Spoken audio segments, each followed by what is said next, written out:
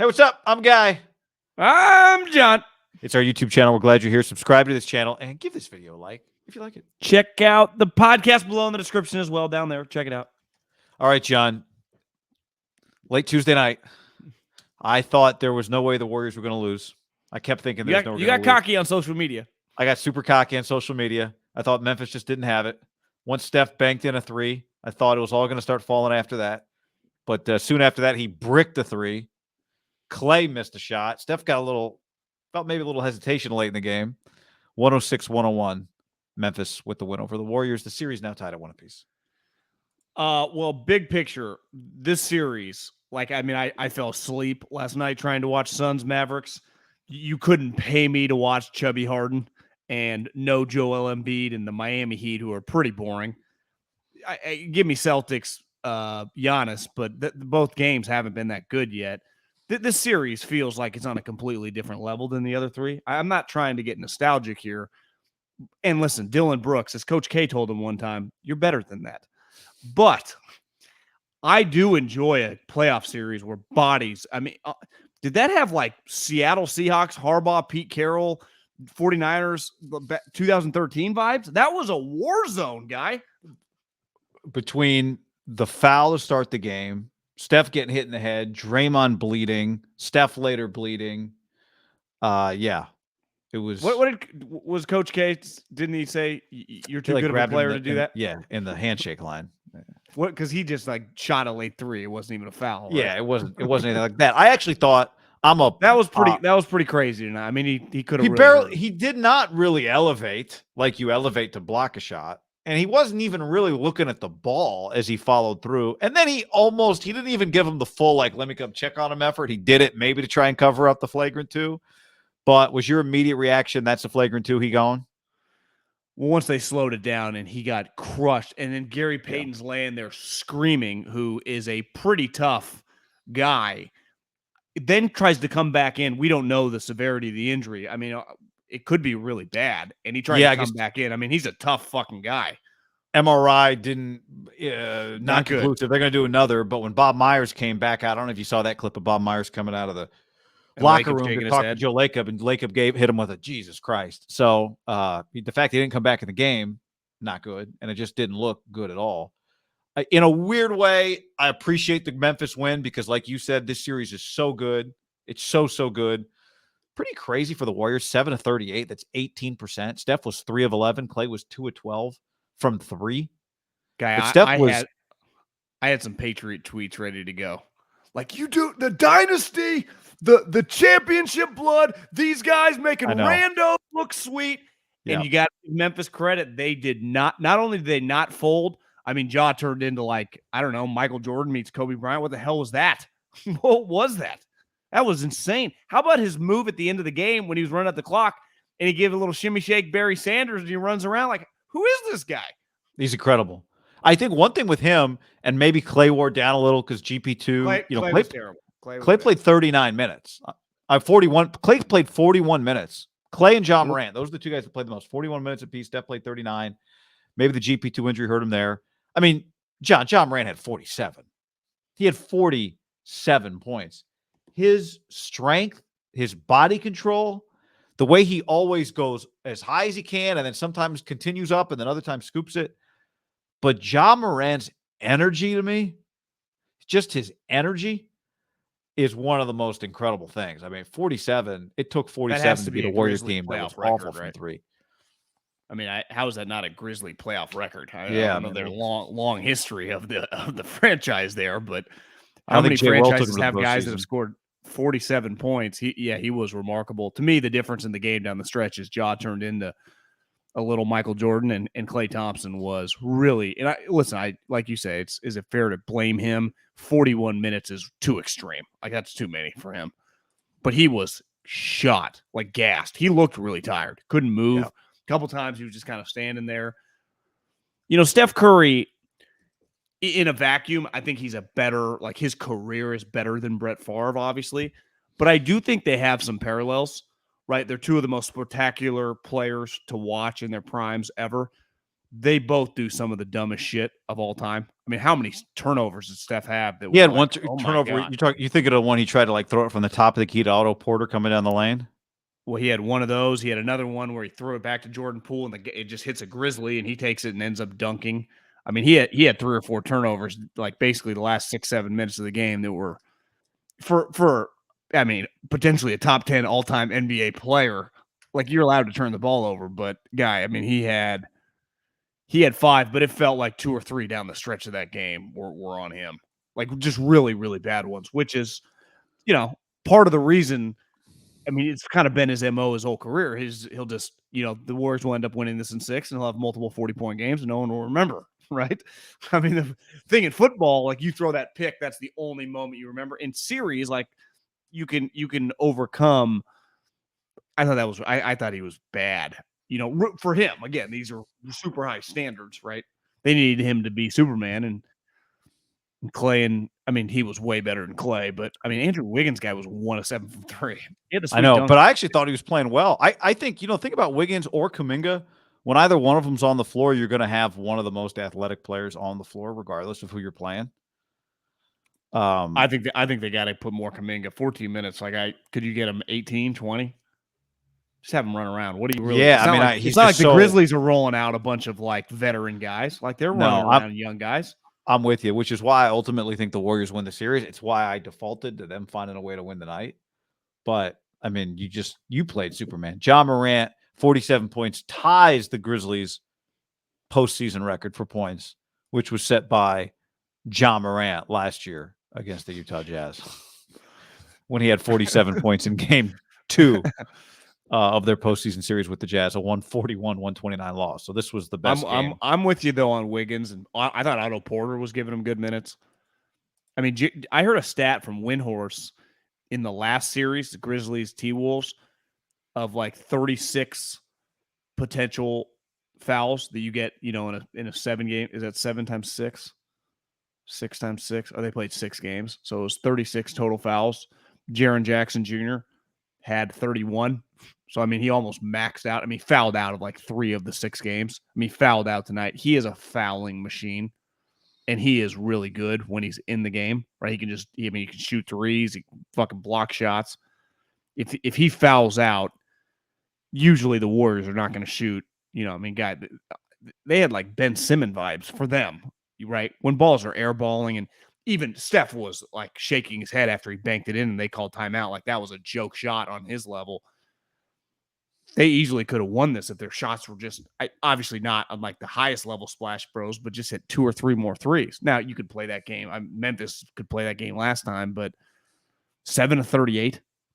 I mean, that's about as bad as it gets, doesn't it? 18. Yeah, that combined with 18 turnovers. To me, they'll turn the ball over, though.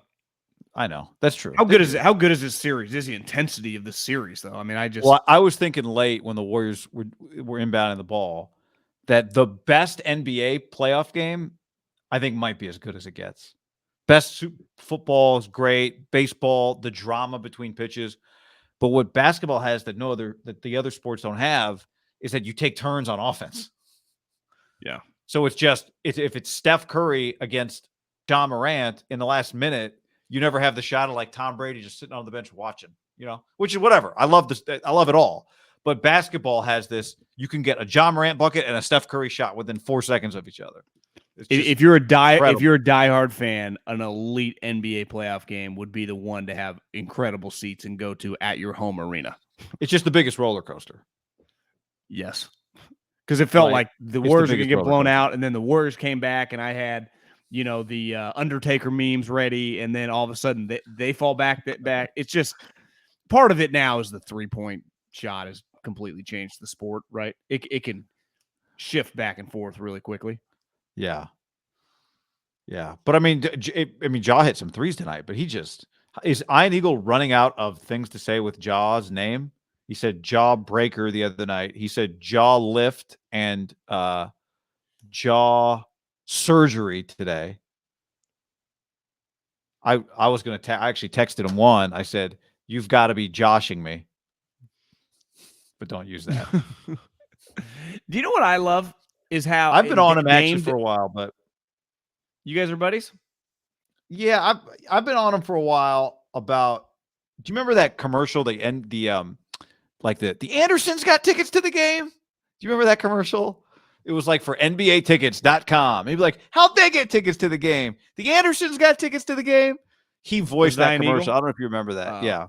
So I mean, every I'll time there's an YouTube it. Anderson in his game, I text him like, you got it, Kyle Anderson tonight. The Andersons got tickets to the game. He never uses it. Anyway, sorry, what were you going to say? How'd you meet him? I Play by met play him circles? doing a Warriors Nets game. When Oh, I yeah, went he to does Brooklyn that. to do Warriors Nets. He's pretty good, actually, and I've enjoyed this guy doing NCAA games and NBA games. Jim Jackson.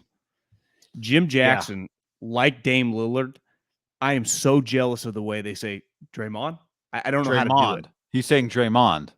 I caught that tonight too. Draymond. However they say it, well, Dame says it the same way. Draymond. You put the emphasis on the Mond. Draymond. Yeah, there you go. Draymond. Draymond. I feel like they do it. It's just so crisp. It's like, I want to say it like that. You have How to do say they Jim do it? Jackson's voice is part of what nails it because you got this good deep voice, you know. Dame's Draymond. same, but Dame or verbalizes it or articulate. It comes out of his mouth the same way as Jim Jackson. I'm like, I want Draymond. that. No one goes with Day anymore? No, I mean Draymond is way cooler. Draymond. Game 3 on Saturday night is just gonna. It's must-see TV. It's the series that's saving the postseason. Yeah, the NBA. You know, the ratings are back because of this team. Like their product is a completely different animal than everything else. And listen, I love Giannis, even though you couldn't pay anyone at ESPN to talk about him. He's not as cool as Kyrie, Kevin Durant, and that whole crew. But like, he clearly the league doesn't market him or whatever the deal is. And I don't mean like obviously he wins awards and stuff, but he's just not the polarizing guy that some of these players in the NBA that the First Take shows talk about. And so I mean I really enjoy him, but that's game 2 was just bleh. I mean, both games have felt like NFL playoff games or something. They felt like when we were growing up, 90s NBA, when it was just a war zone. Yeah. Part of it's the Warrior brand. Obviously, they are drawing a lot of eyeballs. I just think I give Memphis a lot of credit. Memphis is bringing it. I said this to you earlier about 2015 when Charles Barkley said jump shooting teams can't win a championship. The Warriors have just for what year are we in, 2022? For 7 years at least. And you could argue going all the way back even before that. It's not like Steph came into the league as an unknown because of what he did in the tournament with Davidson. So minimum 7 years, everybody's had a side on Steph Curry. Whether it was, can they win a championship? Is he better than Magic? You know, can he win? Is he better? Is it his team or KD's team? As long as Steph's been healthy, for an uncontroversial player, there's always some debate going on with Steph. Like, there's really no Giannis debates going on, but there's always some debate going on with Steph, and it's just incredible. I mean, it's just been so good for the NBA, and everybody's 8-year-old loves him. Everybody, if you have just a casual fan around you, if you're at a bar, everyone knows who he is. Women love him. Everybody, kids know who he is. It just works. And the other thing with him is he's still in his prime. I mean, he's having, he had the injury, but he is in his prime at 34 years old still. You wouldn't say he's technically like what we think about guys' primes in their prime. But when I watch, don't you feel that way? Do you feel like he has any slippage? I bet tonight he'd say he played a terrible game and he was 27, 8, and 9. But do you agree just when you watch him, do you feel like he is still in his prime? He looks awesome. Yes. Yeah. Yes. And then you combine that with Ja, who was kind of all the stuff I said about Steph. Ja, who was this small school, crazy, big-time scorer, had a little bit of a rep coming in. Not necessarily household name, but is extremely fun, is extremely likable. You kind of wish this could be for the Western Conference Finals. I'm a sucker for a smaller market, just having a crowd that every single person in there, they wouldn't rather be anywhere else in the world than sitting in that seat, and how much they value it. And Chase just is going to have some oomph, but it's not quite. And even Oracle in the Kevin Durant days changed. But like you and I got to go to the year they first won it, some of those teams. Like it was a pretty special environment. And obviously, the Bay Area is not small market, but the Warriors were not considered some big market franchise till like Kevin Durant showed up. People do not remember that. obviously we grew up around the Kings and Arco Arena when they were really good. It's pretty fucking cool, when you have a basketball team that you think can win the NBA Finals or just win playoff series, right? You're just going there to watch them win a playoff game, and any playoff game you get to witness at home. I've seen them at Arco, I've seen them at Oracle. It's an incredible experience, and I got to tip my hat to the you expect that. I mean, Memphis is going to bring it, but that thing is rocking. You know what it is? I think it's the same thing that has people arguing about like high school rivalries for the rest of their lives. It's just civic pride is really hard to replace. It's why I think college sports teams can be so valuable, because it is so embedded in you when you went to that school, you grew up in that town. And those smaller, like it's good. It's LA for the Rams can have great crowds. Going to be hard for fans walking through those doors going like, today we show the country what we're about. They got a lot going on. It's not how they think of their team. But smaller market teams, man, Oklahoma City used to be that way. Yeah. It is sick pride. Like, this represents us.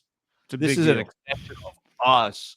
Let's show the world what we're about. We're about to be on national TV. The Kings used to be that way when they were good. I think obviously I think the Bills have that, obviously, right? Yeah, they do. They do. It's when you have a town that just doesn't get the credit. And I've never been to Memphis, actually. I mean, it's in Tennessee. I bet it's a pretty cool town, but now they got this guy. Now he had to be superhuman for them to win this game by 5 points. I still like the Warriors in this series, but Warriors did what they had to do. You split on the road and bring it back home Saturday night. There you go. Can't wait.